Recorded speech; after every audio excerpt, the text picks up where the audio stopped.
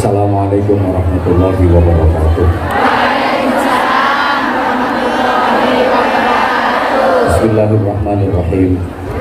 Alhamdulillahirabbil alamin wa qafa alladzi an'ama 'alaina wa hada. Wassalatu wassalamu ala nabiyyil mustafa sayyidina wa maulana Muhammadin al-mujtaba wal muqtafa wa ala alihi wa ashabihi ahli sidqi wal wafa, amma ba'du. Panitia penyelenggara majelis mulia hari ini yang dikomandani oleh Bunda Nuris, kekasihnya suaminya.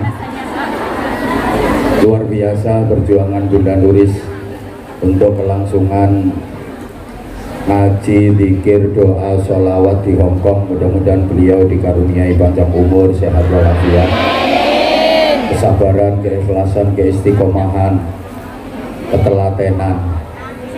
Beliau dibantu oleh tim dari organisasi Majelis Zikir Ilham, kemudian ada Raudhatul Jannah, kemudian ada PDV. Mudah-mudahan semangat dan terus eksis istiqomah berdakwah di jalan Allah. Kemudian yang hadir di majelis ini yang sangat saya hormati, bapak-bapak, karena jumlahnya 3. Bapak, ibu, dan bapak, semuanya yang saya kangeni. Jujur, hampir 5 bulan saya nggak ke Hongkong. Biasanya kan 2 bulan sekali, bahkan kadang kurang dari 2 bulan, paling lambat 3 bulan. Ini yang kemarin terakhir bulan Februari, baru di Maret ya? Maret ya? Oh ya, Maret sampai Juli, berarti 4 bulan. Itu rasanya kayak udah 5 tahun.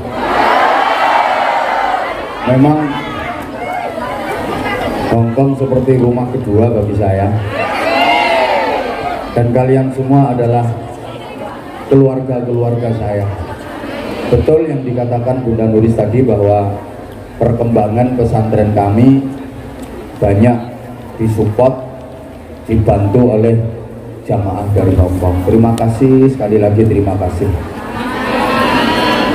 Oleh karena itu di bulan mulia, bulan Muharram, kita memasuki tahun baru Hijriah 1446, dan alhamdulillah saya di tahun ini kembali ditakdir dan diizinkan Allah untuk memenuhi panggilannya menjalankan ibadah haji dan umrah. Kurang lebih setengah bulan yang lalu, tepatnya tanggal 4 Juli saya datang, dan di sana pun saya kelingan jamaah dari Hongkong. Artinya orang-orang yang banyak jasa, banyak membantu perjuangan kami, tentu semuanya kita doakan. Oleh karena itu mohon kesadaran dan keikhlasan panjenengan semua untuk mengawali ngaji ini dengan tawasul, tabarruk, dan doa dengan membaca basmalah 21 kali. Kemudian nanti kita membaca suratul Fatihah pada ayat iyyaka na'budu wa iyyaka nasta'in. Kita baca 11 kali dengan ikhlas, dengan mantap, dengan yakin bahwa apa yang kita mohon pasti dikabulkan dan diijabah oleh Allah. Ketika nanti membaca iyyaka na'budu wa iyyaka nasta'in 11 kali, dalam hati panjenengan apa yang menjadi hajat-hajat, keinginan, harapan, dan cita-cita panjenengan, mohonkan dengan khusyuk, dengan khudu', dengan ikhlas, mantap, yakin kepada Allah Subhanahu wa taala. Insyaallah al-julasa la yashqa bihim jalisuhum. Doanya jamaah yang lebih dari 40 orang ini 1000 lebih, berarti kalau 40 udah kelipatan 3. Oh, kelipatan 3, kelipatan 30 pasti diijabahi oleh Allah. Satu yang doanya diterima, semua jamaah yang gabung doanya ikut diterima. Ini keuntungan doa berjamaah. Siji dongane mandi, kabeh katut mandi. Siji dikabulno Allah, sedaya dikabulno dening Gusti Allah. Monggo kita niat memohon rahmat, hidayah, maunah, maghfirah, barokah dan ridha Allah Subhanahu wa taala. Kemudian berharap syafaat Rasulullah sallallahu alaihi wasallam. Tentu sudah pada hafal ayatnya, la in syakartum la azidannakum. Kalau kalian pandai bersyukur, apapun dan berapapun nikmat yang kalian dapat pasti akan ditambah, ditambah dan terus ditambah oleh Allah. Makin nikmat, makin bahagia, namanya jadi barokah. Tapi sebaliknya, wala ing kafartum, tolong jamaahnya diem, dan yang kipas-kipas jangan kenceng-kenceng karena keleknya modal. Wala ing kafartum inna azabi lasyadid. Apapun dan berapapun nikmat yang didapat, kalau nggak disyukuri malah kufur, maka nikmat itu akan berubah menjadi siksa yang menyakitkan, namanya musibah. Pilihan hidup cuma dua, ke depan hidup kita bisa barokah, bisa musibah.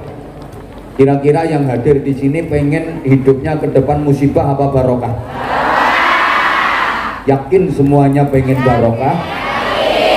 Oke, kehidupan yang tambah nikmat, tambah membahagiakan, itu namanya barokah.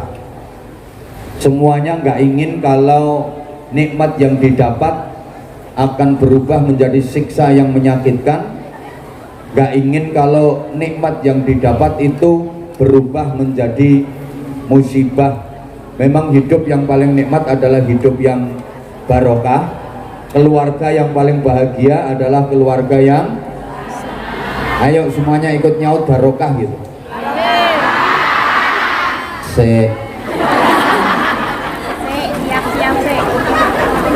Dinteni nyaute ra nyaut-nyaut. Urung dikongkon kakasem. Nyaut ge? Hidup yang paling nikmat adalah hidup yang lek mangap aja ombo-ombo. Abahmu lo tekan kene. Keluarga yang paling tentrem, bahagia itu ya keluarga yang anak-anak yang paling membahagiakan orang tua itu ya anak-anak yang masyarakat yang baik itu ya masyarakat yang pekerjaan yang paling keren bergengsi itu ya pekerjaan yang jabatan yang paling tinggi paling mulia itu ya jabatan yang rezeki yang paling menenteramkan dan membahagiakan adalah rezeki yang duit yang paling nikmat, manfaat dan membahagiakan ya duit yang yang terakhir ini perlu saya jelaskan karena banyak yang salah paham. Duit barokah itu nggak harus banyak jumlahnya, nggak harus banyak nominalnya, tapi duit barokah itu banyak maslahahnya, banyak manfaatnya, banyak nilai kebaikannya. Itu duit barokah. Nggak harus banyak jumlahnya, nggak harus banyak nominalnya, tapi barokah itu banyak maslahahnya, banyak manfaatnya, banyak kebaikannya. Lah punya duit barokah Kalau nggak membawa kebaikan, nggak masalah, nggak manfaat, ya nggak ada gunanya, rasa-rasanya. Misalnya ini, misalnya punya duit 300.000 dolar Hongkong. Banyak apa enggak itu? Nek ukuranmu ya wis akeh. Soalnya yang sampean kan jarang nyekel duit langsung sakmono. Oke, misalnya pegang duit banyak 300.000 dolar Hongkong, tapi nggak membawa maslahah, nggak membawa manfaat, nggak membawa kebaikan, rasa-rasanya nggak ada guna. Coba duitnya banyak 300.000 itu loh, pegang duit 300.000 dolar, tapi maaf keluarganya berantakan. Coba anaknya yang laki-laki kena narkoba, keranjingan slot judi online, suami katut wedoan. Ayo coba, misal loh, ini misal nih, percuma duit banyak, mending duit nggak begitu banyak tapi artinya ayam, uripe tentrem, keluarga bahagia. Halo? Gimana apa betul? Saya ngomong jarak mic-nya setengah meter lah, itu masih jeling dari luar. Lah kalau di sini ngomong harus sambil ngemut mic. Kalau nggak saya tempelin di sini nggak bisa keras. Lah udah sesi pagi tadi 2 jam lebih, terus sekarang jamaahnya kalau rame, lah saya nggak bakalan kuat ceramah nanti. Mohon kesadarannya. Saya tahu kok ramenya bukan karena apa bikin kisruh gaduh, enggak. Ramenya itu karena saking senengnya ketemu idola. Yang sebelah sini itu deh, apa lu kak belum noleh perine blas. Oke, sekarang saya noleh ke situ.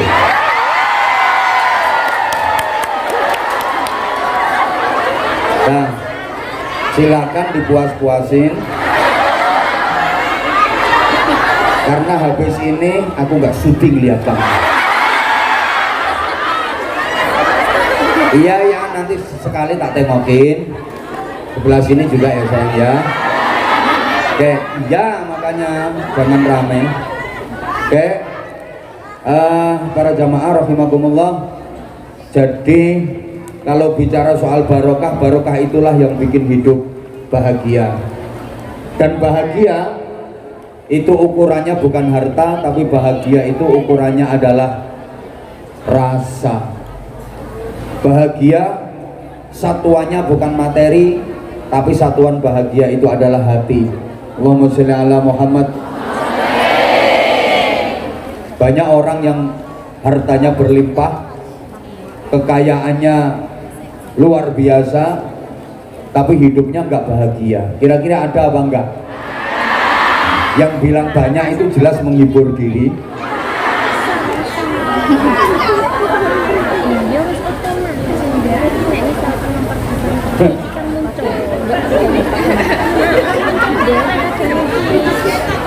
Yang berhak bahagia bukan hanya orang yang banyak harta. Buktinya itu orang miskin kayak sampean,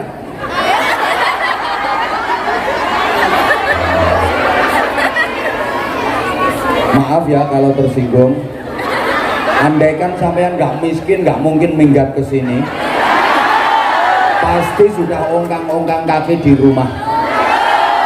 Makanya kalau saya bilang miskin ya jangan tersinggung lah. Sadar diri, sadar raih, sadar posisi. Oke? Bahagia bukan hanya miliknya orang kaya.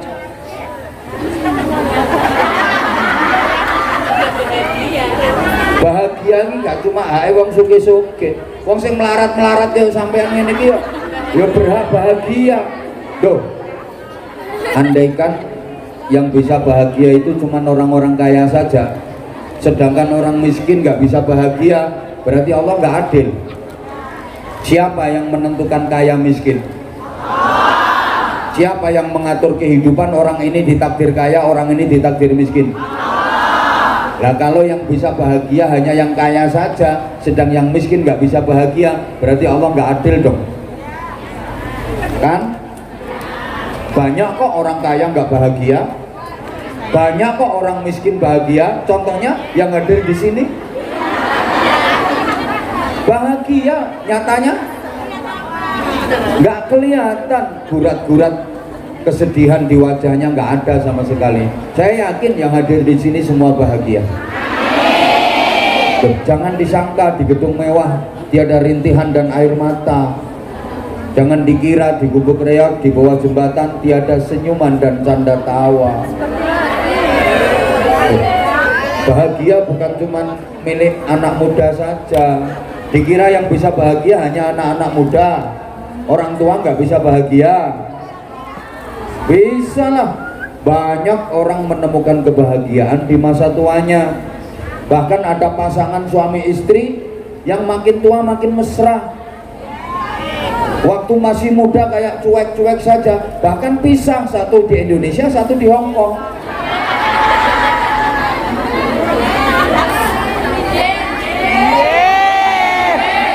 Tapi di masa tuanya, Masya Allah, penuh cinta dan kasih sayang. Tapi wis gak iso lapo-lapo wis tua. Wayah greng-grenge ditinggal. Saya nggak nyindir, cuma nutuin dasmu aja. Loh, ada gini maksud saya, waktu muda seusia sampean itu seakan menderita, capek, kerja keras, banting tulang, peras keringat demi membiayai anak-anaknya mondok di pesantren, ada yang kuliah. Begitu tua, begitu sepuh, dia ngerasa bahagia karena melihat anak-anaknya sukses dan anak-anaknya berbakti, anak-anaknya membanggakan orang tua, nggak rugi lek biayai. Itu bahagia di masa tua. Ya Allah, lanjut. Bahkan bahagia bukan hanya milik orang yang sehat saja, orang sakit juga berhak bahagia. Dipikir orang sakit gak bisa bahagia apa? Ada orang yang mendapatkan kebahagiaan dalam sakit yang dia derita. Dikasih sakit tapi dia bahagia. Kenapa? Hatinya merasa damai, tentram, merasa dekat dengan Allah. Ketika dikasih sakit, dia banyak berdoa, dia banyak berzikir. Padahal nalika waras lambene lecek. Dikai ceramah yang ngoceh dhewe kaya kan. Ayo. Kudu ngireng.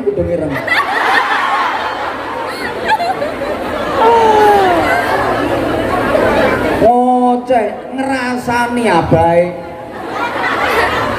Ngono. Begitu dikasih sakit,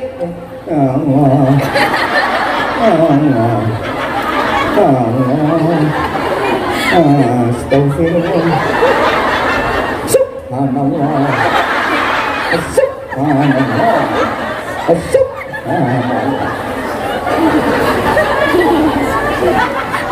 Lek waras lambene bermimir. Anggur ketemu konco nyelatu, ngomel. Enten mboten sing ngoten. Ana kae lek kudu ngireng.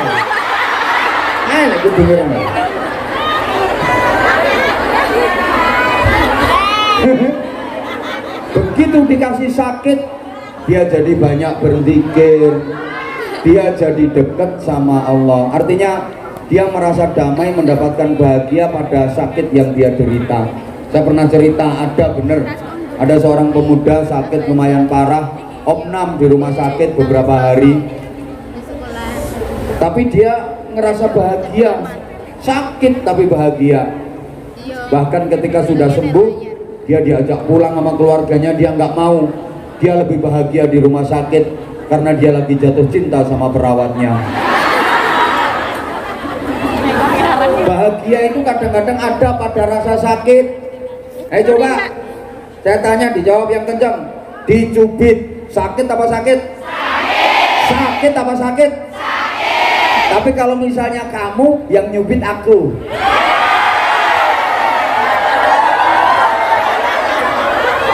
kamu yang nyubit aku,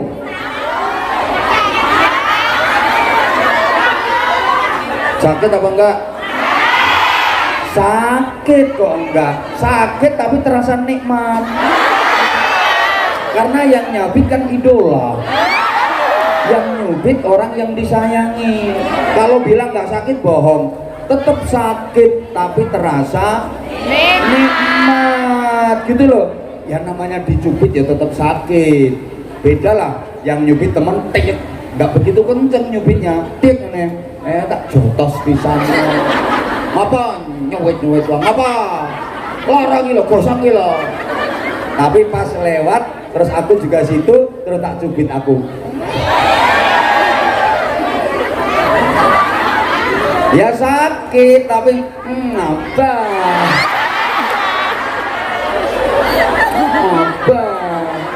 Gua nganti siwel nih gak diobati kok, malah diambak nunggu kenang-kenangan.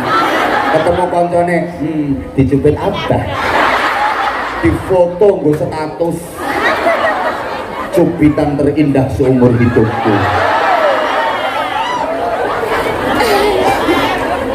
Sakit praktek, mau lemune ngono. Jaluk gue praktek, gak tegas tanganku. Kadang-kadang bahagia itu ada pada rasa sakit. Lagi maaf ya, maaf banget. Hamil itu payah apa payah? Sakit apa sakit? Tapi kalau yang dikandung itu anak suami yang dicintai.